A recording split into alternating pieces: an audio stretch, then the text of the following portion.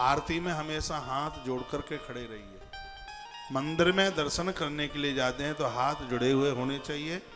कुर्या तत्प्रार्थना भक्त्या सा अंजलि नतमस्तकः। आपकी प्रार्थना तब ही स्वीकार देवताओं को होती है जब आपके हाथ जुड़कर मस्तिष्क नीचे के लिए झुक जाता है।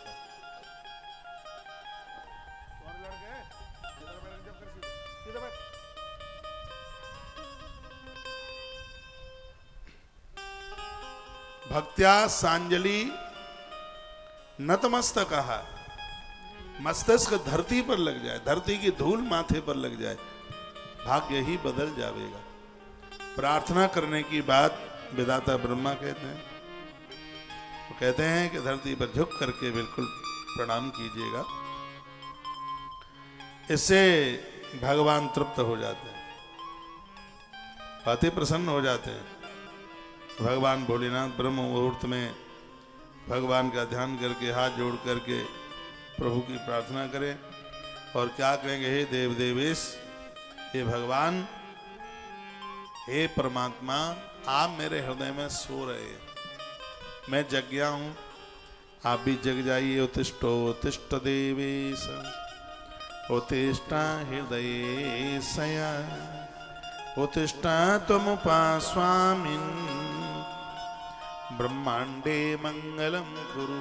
भगवान आप उठिए, इस ब्रह्मांड का मंगल कीजिए। ऐसे भगवान को प्रार्थना की जाती है। हे नाथ, मैं धर्म जानता हूं किंतु उसमें मेरी प्रवृत्ति नहीं होती। मैं जानता हूं पूजा करने के प्रणाम अच्छे हैं, मैं जानता हूं आरती उतारने के प्रणाम अच्छे हैं, मैं जानता हूं ये सब चीजें, लेकिन उसमें मेरी प्रवृत्ति बनती नहीं। जानामि धर्मम न च मे प्रवृत्ति जानामि धर्मम न च मे निवृत्ति।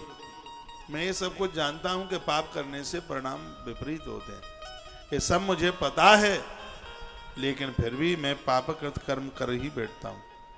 मैं पाप जानता हूं किंतु उससे मेरी निवृत्ति नहीं होती है। हे महादेव, आप मेरे हृदय में स्थित होकर जैसी प्रेरणा करते हैं मैं वैसा ही करता रहूं, ऐसी कृपा कर दो। आप ही मुझे प्रेरित करें। अर्जुन बड़े होशियार निकले। महाभारत के युद्ध को जीतने के लिए पार्थ ने क्या कहा था, रथ में बैठ जाओ, मुझे कहां जाना है कहां नहीं जाना है ये जिम्मेवारी आप ले लो।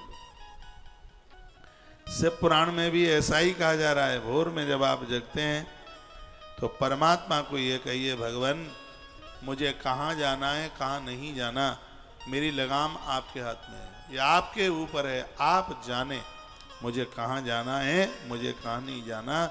मेरे जीवन की बागडोर को आप संभाल लो। प्रातः जागते समय बिस्तर पर, खटोला पर, जहां भी सो रहे हो, परमात्मा से ऐसी प्रार्थना की जाती है। मैं तो सब श्लोक बोल के आपसे बात कर रहा हूं, ये सगरे प्रमाण हमारे ग्रंथ में है। और फिर कहा इस प्रकार प्रार्थना का स्मरण करते हुए फिर भगवान दत्तात्रेय जी की चरण पादुका का स्मरण करें।